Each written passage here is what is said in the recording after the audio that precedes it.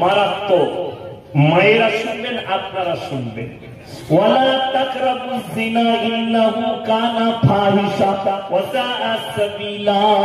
ব্যভিচার করা তো অনেকে দূরের কথা, যে রাস্তায় ব্যভিচার হয় সে রাস্তার ধারে পাশে তোমরা যাতায়াত করবে না।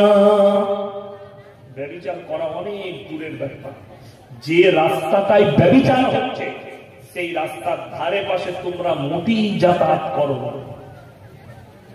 আমি অনেক সময় পুরুলিয়া ডিস্ট্রিক্ট যাই জলসা, আর পুরুলিয়া যেতে গেলে আমার বাড়ি থেকে আসানসোল বলে একটা টাউন পড়ে, সেই টাউনের মধ্যেখানে শেষ মাথায় নিয়ামতপুর বলে একটা জায়গা আছে, লচিপুর, যেখানে দেহ ব্যবসার আড্ডাখানা আছে, পতিতালয়।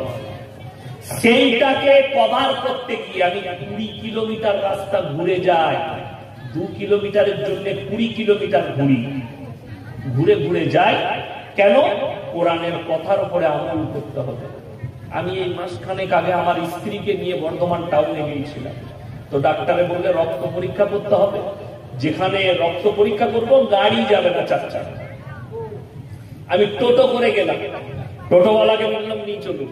তো টোটোর এখন টাউনে ভাড়া হচ্ছে 10 টাকা, তো তাকে 20 টাকা দেবো। তো বর্ধমানে একটা ওইরকম নিষিদ্ধ পল্লী আছে, তার পাশ দিয়ে গেলে শর্টে চলে যাবে। তো আমাকে ওইদিকে নিয়ে যাচ্ছে। আমি ওই দিকে যাবি? বলে কোন দিকে যাবো দাদা? আমি ওই দিকে ঘুরে ঘুরে চল, করজেন গেট দিয়ে। বলে অনেক দূর, 2 কিলোমিটার ঘুরতে হবে। আমি তোকে 200 টাকা দেবো, 150 টাকা দেবো, যা চাইবি তাই দেবো, তোকে টাকা দিয়ে দেবো, কিন্তু তোকে ওইদিকে ঘুরিয়ে যেতে হবে। বেচারা তাই গেল, আমি তাকে টাকা দিয়েছি, 150 টাকা দিয়েছি, চা খেতে 10 টাকা দিয়েছি। কেন? কোরআনের কথার উপরে যখন আমার বিকল্প রাস্তা আছে, ওই রাস্তা দিয়ে আমার যাতায়াত করা যাবে না। আল্লাহ বলেছেন নিকৃষ্ট পাপ জিনা করা।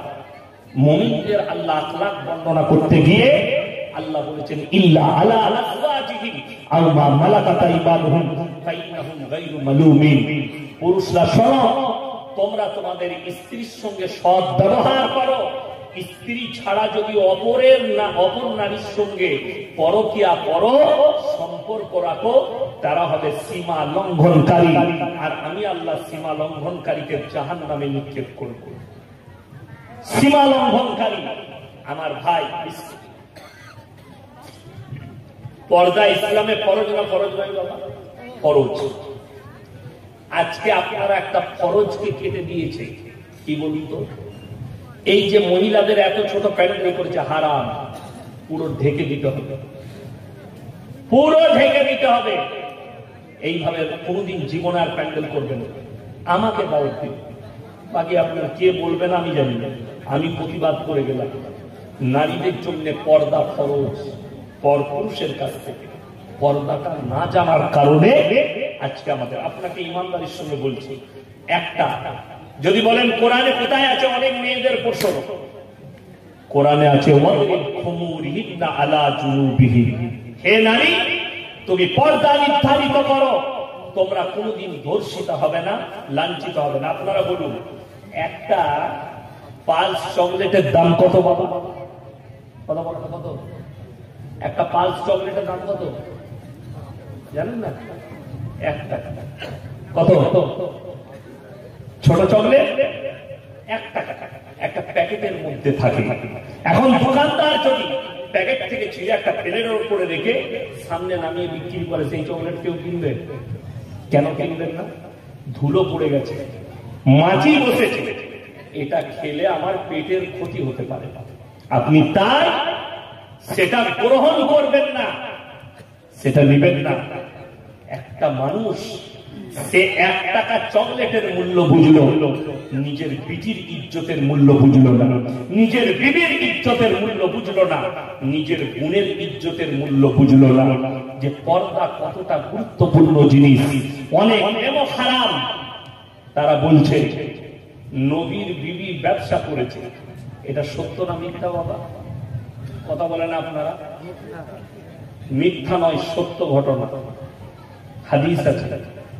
নবী এবং সাহাবীদের বিবিরা ব্যবসা করেছেন। সবাই শুনে যান হাদিসটা।